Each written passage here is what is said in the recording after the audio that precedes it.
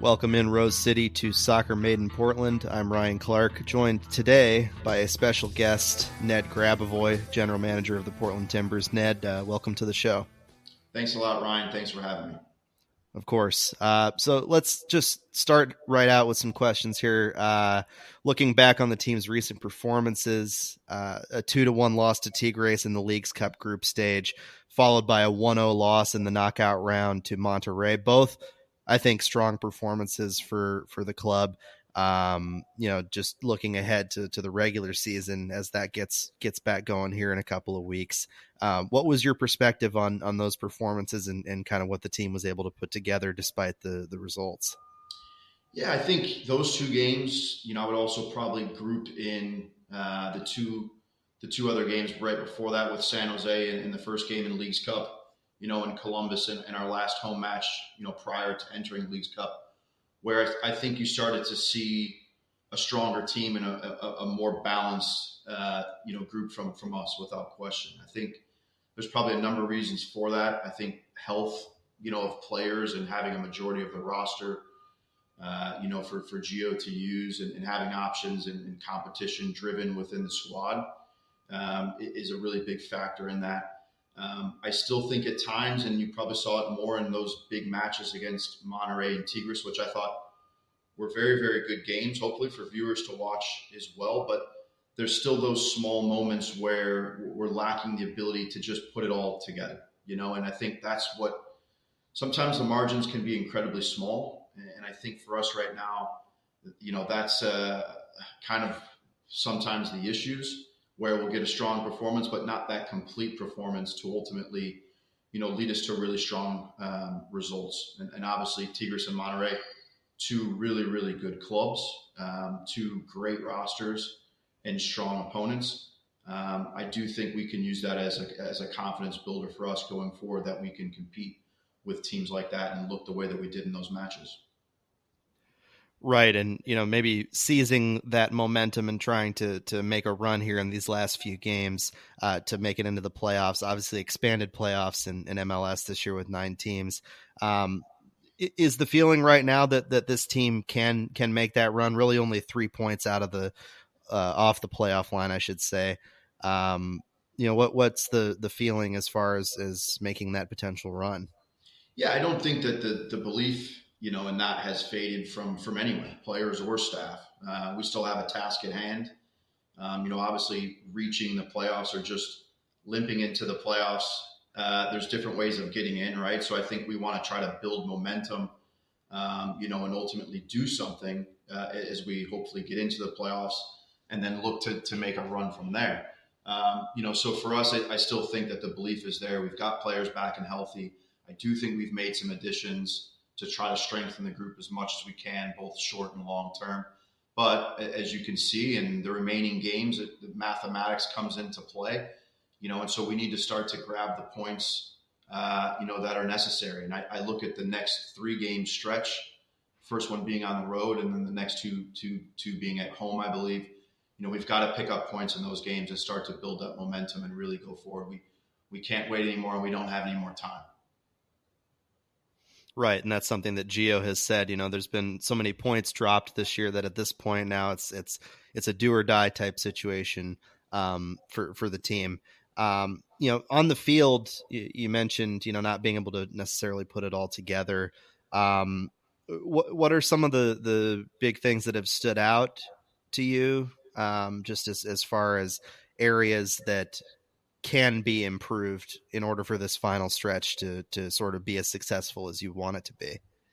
Yeah, I think, and sometimes it is hard to just put your finger on exactly what it is. I think, opposite to some previous years, I think we've seen some stronger defensive performances where I think we're showing more balance. When I say that, I'm speaking of the entire group that's on the field, but I think we've seen more balance in that side of our game than we probably have in years past. And I think at times we're just not as dangerous or calculated, or concise as we need to be in the final third at times.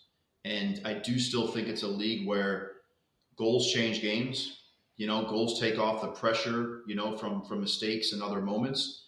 And I don't think we've been consistent enough in that area at times throughout the season, which could maybe take some pressure off the group. And I think probably in some of those opportunities that we've missed out on and not gotten results that we wanted to in stretches, that can probably be at least one thing that would be pointed at. And recent reporting indicated that, an important aspect of that defensive success, Christian Paredes, is somebody who the club turned down a transfer offer of about $2.2 million, which is a hefty sum, obviously, for any player. And something that, based on that reporting, would indicate that the club values Christian, that they believe he's not only important to the current team, but somebody that they believe in for the future.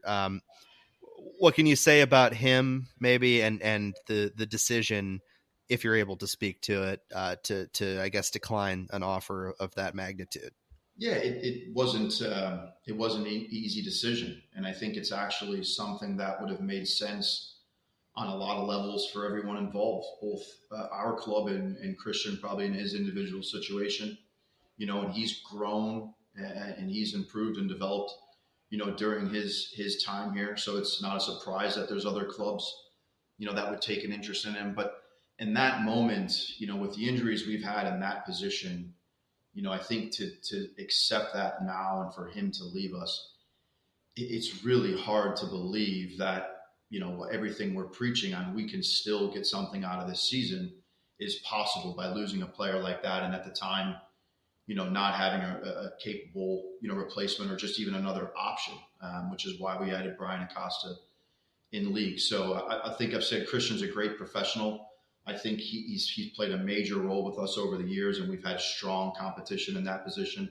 It hasn't always been clear that this player will start or that player will start. It's which player is in form and is giving us the best look. And at the very least, you can say with the injuries that we've had, Christian has seized his opportunity and I think shown his worth and his value, not just with us, but elsewhere. And you mentioned Bryan Acosta as one of the additions from the transfer window, obviously a trade with the Rapids. Two other moves this window, including Miguel Araujo, who joined the club pretty early on in the window. Deal was essentially finished before the window opened. And then the addition of Antony, a young Brazilian winger who figures into the U22 initiative for the club. I'm wondering your thoughts on the transfer window overall, and then those three individual guys as they join the team.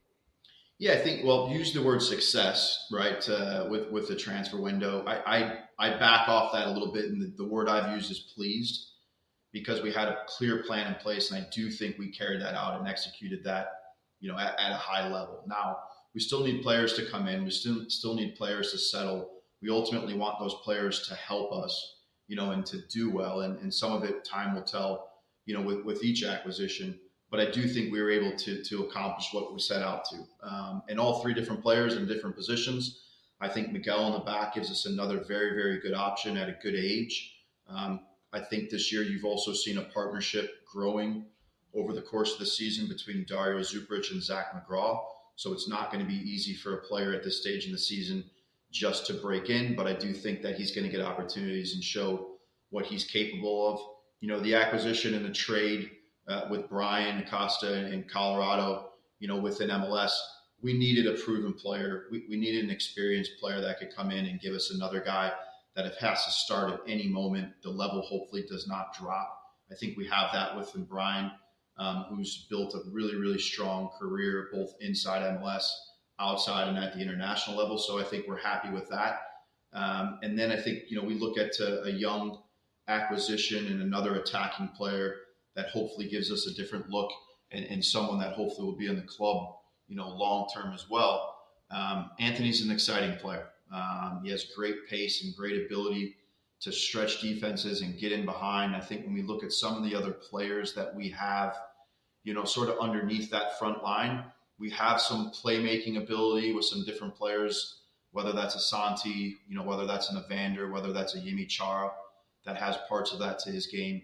This is a player that's looking to get in behind and can hurt defenses that way. And I think that's a strong acquisition for us on a lot of levels. Probably the most difficult one to achieve of the three, but I think we're excited about all three of them right now and what they give us going forward as we push to try and make the playoffs. Right, and before all this, your office was able to make an acquisition and adding Jack Dodd, a perspective that is important to have as somebody who's been around the league and is playing a key role in your office. How has adding Jack helped your office kind of round things out and sort of have a more complete group? Yeah, well, his acquisition extremely important. And I had said back at the time when we realized that Jack was going to be joining us. These are sometimes the additions to clubs behind the scenes that aren't talked about that much because it's obviously the product that you see on the field and players that excite fans the most. But Jack was also brought in to help us build things out. So it's not just bring Jack in and sit still. There's work that we need to do within the scouting department as well. We need to expand and grow things out. Jack's going to play a major role in helping us do that. And I'm someone with a firm belief that, you may only do something one time. If you're going to do it once, try and do it right. And so even if you've got to be a bit patient, with some of the hires that we'll look to make, some of the pieces that we'll look to add, you want to have really strong conviction that it's the right person. They understand what the project and the plan looks like. They fit within the culture. Jack's done that seamless. I think all staff are probably glad that we've made that hire and that addition to the group. And obviously look forward to working with Jack and his time in the club. And I think he's going to have a big impact. Definitely. And, off air, you mentioned that yourself, Jack, and the rest of your office are looking to the future at this point, looking to 2024. I'm wondering, what the priority moves potentially are for that period, for this off season and going forward, and what these sort of moving parts and pieces might look like for fans who are unfamiliar. Yeah, I think the way that this offseason is going to set up for us and maybe a bit different than in years past is I do think that there could be quite a few moving parts. I think we've had clubs both within MLS and elsewhere, show some interest in some of our players. I think competing against, two of the better clubs, from Mexico is also potentially going to drive further interest. And so I think we need to be ready. We need to be on our toes. Some of it is constantly succession planning with some players, you could lose at some point because of, how well that they've done. So some of it for us is just being strategic in terms of where some of those potential changes, could come. We've obviously got some players returning from injury as well. David Ayala and Eric Williamson both getting injured in the beginning part of the year will hopefully be on track for us, to be able to join in preseason in some way. Some of it's monitoring the health of them and then looking to strengthen the group overall. Now, I would also say the next 11 games is also going to show us, are we a little bit closer to where we want to be with maybe one, strong addition, or do we need to, further assess? And are there bigger changes that need to happen within the roster and a few other places? So time will tell in some ways, but then other than that, I think it's, having an awareness of where, some potential shifts within the roster could come from. Are there positions maybe that you have a keener eye on than others right now, and any types of additions that you might be looking at more specifically at this point? I think, looking at the group right now, I do think I think we've done well with some of our younger acquisitions, and how we've utilized some of those U22 slots. We have as a club, over the last 18 months or so, some of it with cap restrictions, but that's been a majority of our additions have been those young players. I do think in some ways we lack maybe another player that's in the prime of his career, that can help just drive the team, whether that's in the attacking part of the group, whether that's in the middle part of the group. I do think that will be a major focus of ours is, how do we find a player that is just, in the prime of their career, has the right personality and characteristics to help drive and lead the team. And, I'm in belief that it's probably less, amounts of things to add, and whereas maybe, the next really, really important player, both on and off the field, that we can inject into this group. Right, and coming into this offseason, there are some expiring contracts that are players that you can part ways with through options and everything else. What do you make of that level of flexibility for the team, and how it would maybe drive decision making as far as this offseason and the different potential moves? Yeah, I think we're in a healthy position going into next year. I think we haven't maybe had that same flexibility in years past.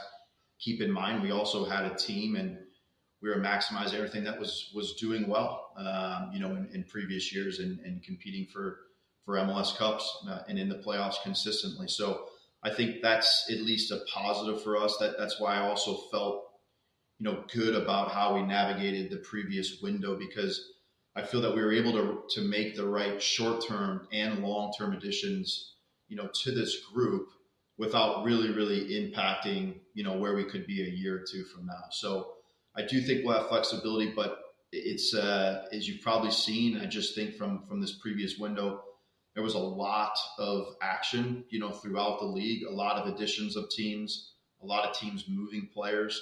And I think we've got to constantly be ready as well, that at any moment, we could have another offer for one of the players that we value highly on this team, but it may make sense, and we may need to look to replace that player.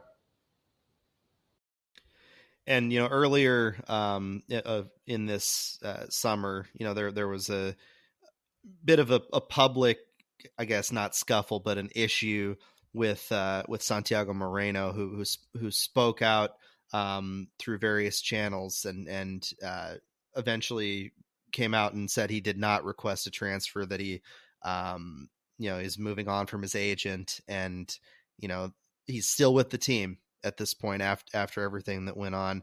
I'm wondering how things are in terms of that situation, the team's relationship with Santi, and what they envision in terms of his future here. Yeah, and I think some of this has been touched on, publicly, and even after the fact. But look, I would stay firm with what I had said before. I think it was unfortunate. I think some of it was handled poorly, but at the same time, we've never changed our belief in Santi as a person, as a player, and he has all the potential in the world. I think if you look at his performance that he had last match, and playing in a slightly different role for our group, I thought he was tremendous in that game and had a big influence on the game. So I would still say it's about trying to figure these things out, right? It's not the first professional player in the history of sports that's maybe wanted to see a different contract or a new contract. We've continued to try to look at different ways, to find those improvements. But Santi's someone that we value, and he's someone that's important for our team. And of course, that there's a strong relationship there, including from the time that we brought him a few years ago, from Colombia. So I think it's right now there needs to be a huge focus both on from him and us as a club in supporting him and getting him back to that top level, which I think we saw last game, and doing it consistently. Some of these things sometimes can feel like they take forever, but reality is there'll be time to find these fixes, and to make sure that he's happy and he's seeing improvements maybe that he needs to. Right. So those contract negotiations are ongoing right now, essentially. I think ongoing. I mean, I think that at this point, all the information has been shared on just where we stand at this point, right?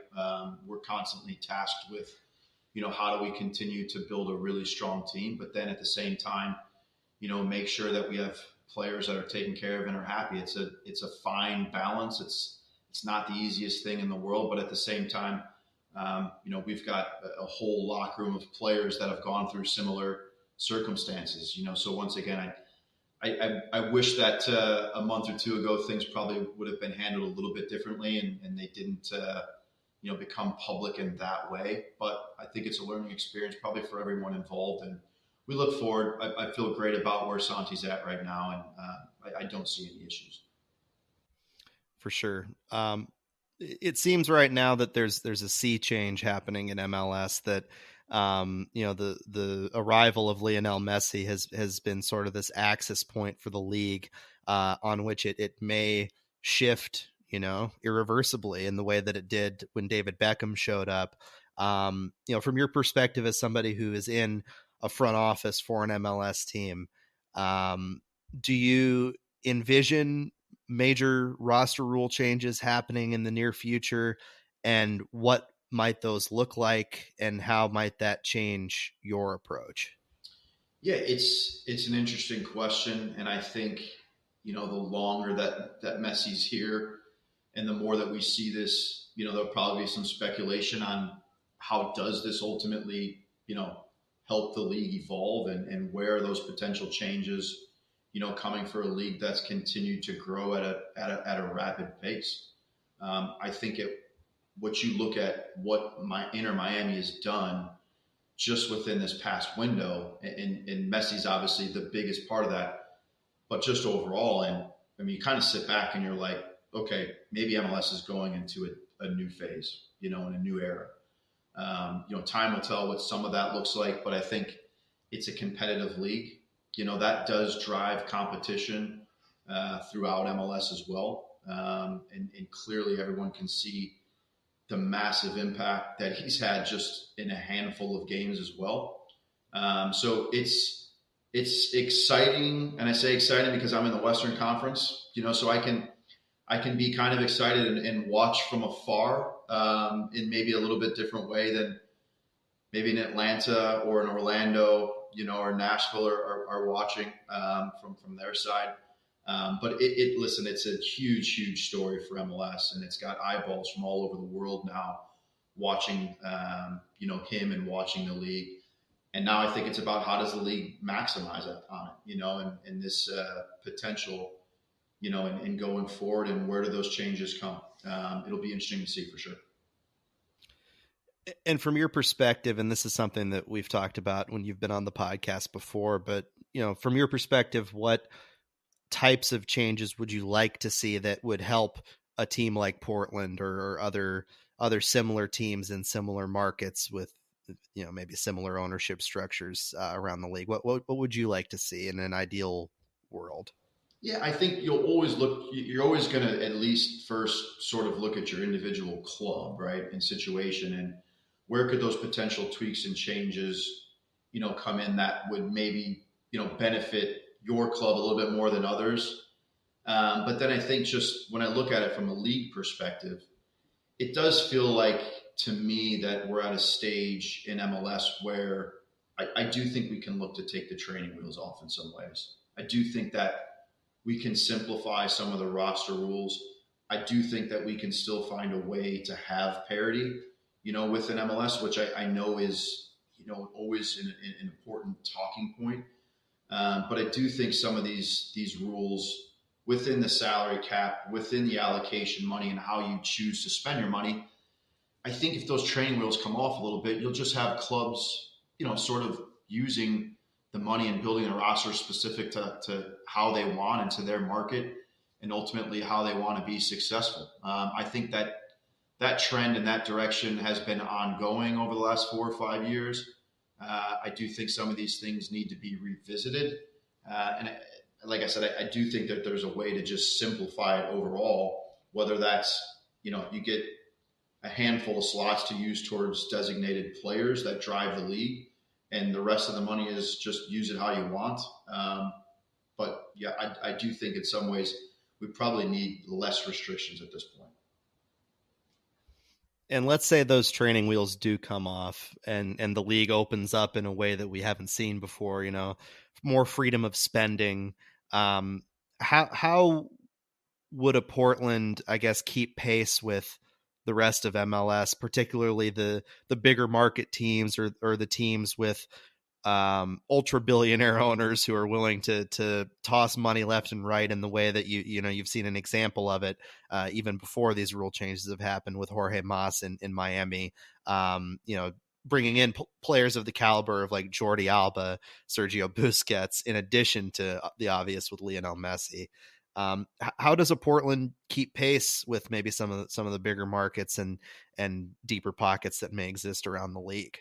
Yeah, and it's probably not just Portland asking that question. Looking at what's happened in Miami, there's probably a number of teams that say, if this were to happen or that was to happen, how do we potentially tweak our model? I think we probably actually would stay, on a similar route and path that we're on, now. I do think that bringing players in the front half of their career for us, getting them to settle in MLS and ultimately grow and improve can open up a different marketplace for us as well. I do think we need to, enter a world in which, we're moving a player, every year and hopefully bringing in a return because that's only going to generate, further spending. So I think just with what we've built and the way we've gone about it, it has been very specific to our market. I don't think that we would change, that much. It might just be, how do we further push and where can we maybe make that one or two big injections that we think, is ultimately going to help, change the course of the club going forward, because I still think we like a lot of our pieces. I still think that we have solid depth in a lot of different areas, but, we do need to have the results to match, and we do need to show that we're capable of competing, to win something. And I think we're on track to do that. But we have to continue to try to build and push. Right. Teams like Portland may be in a different situation than an LAFC or a Miami, where those teams are maybe going to keep shelling out in the short term for the bigger names and the bigger dollar numbers, whereas a team like Portland or similar ones may, acquire younger players, flip them for bigger numbers down the road and start to sort of build this base of money to spend on players closer to their prime. Is that sort of the vision that you maybe imagine for that scenario? Yeah, I think, if you also look at some of the bigger clubs, you say bigger markets, but ones that are maybe spending at the highest, levels, they also at times will spend to get themselves out of potential bad contracts, decisions that maybe haven't worked out. I still would go back to, you do need to try and assemble a strong core group that is together over the course of 3 to 5 years, where that familiarity is built up, that trust is built up, that belief within a team is built up. And if you look throughout MLS, just because you have more money to spend in a certain market doesn't always mean that success comes with it as well. And at times, sometimes they may feel that they have to make changes too quick in certain situations, and they're not being able to see that core sort of take place and solidify. So it can go both ways. You've got some teams probably spending money and a lot of it and doing it very wisely. I think you could probably look at an LAFC that's been quite strong over the past couple of years. But then you've also have a model like Philadelphia, and they've certainly got a very, very good culture and environment there. And I think that they can play with anybody, on their day as well. So I think we probably would look more towards the Philadelphia model, and how do we have that consistent core in place, with a clear identity of what we are and who we want to be and how we play. But, they can still compete, and so it's not out of the realm of thinking that if they do make some changes, within the roster guidelines, that teams that maybe aren't spending in the top 5 can't compete. Definitely not true, and we'll definitely still look to do that. Last question for you. Have you had an opportunity lately to visit any good restaurants? Any recommendations, or either here in Portland or maybe elsewhere on the road, and anything that stands out to you? This is a common question. I tend to last bring time I up. think we touched on some food and my Chicago upbringing. Yeah. I think we hit on pizza a little bit. The one that stands out to me, because I had some people in and around the office bragging about their new favorite restaurant and how many times they'd been there. And I was thinking to myself, like, in the middle of summer, I'm like, I don't even remember the last time in Portland, like, I just went out and had a great dinner. So I went to a restaurant called Jenkin in Portland, and I thought it was phenomenal, different and unique, like a lot of the Portland restaurants are. For me, that was one of the better meals that I've had, within the past, past few months. But I'm a pretty big cook at home, Ryan. I like to do a lot of cooking. My wife does as well. So we're not constantly going out to restaurants all the time. But Jenkin was one that stood out for me the last couple of months.